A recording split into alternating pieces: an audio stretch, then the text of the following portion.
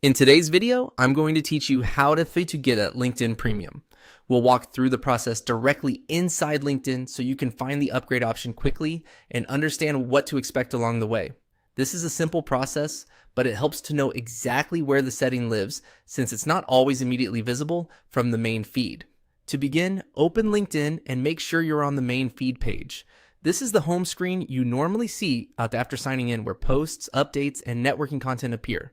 Starting from the feed makes it easy to follow the same path no matter what type of account you currently have. Once you're on the feed, click on your profile menu. This is the account area that opens the main options related to your personal settings and account controls. If you don't see it right away, look toward the top area of the page where LinkedIn keeps profile and account access. After that, click on Settings and Privacy. This section is where LinkedIn stores your account preferences, privacy controls, sign-in details, and billing-related options. If you've never explored this area before, don't worry. You only need a couple of sections here to reach the premium upgrade option. When you're inside settings and privacy, look for the subscriptions and payment section. This area handles account plans, billing, and any available upgrade choices. It's the place LinkedIn uses for managing premium access, so take a moment to make sure you're in the right category before continuing. Next, click on Upgrade for Free. This option usually appears if LinkedIn is offering a trial or promotional upgrade path.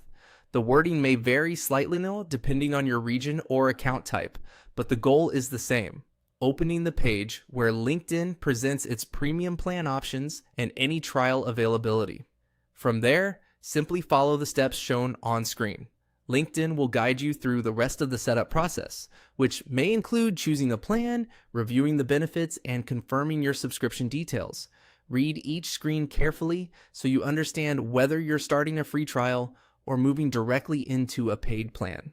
As a helpful tip, before confirming anything, make sure you review the billing terms, renewal date, and cancellation policy so there are no surprises later.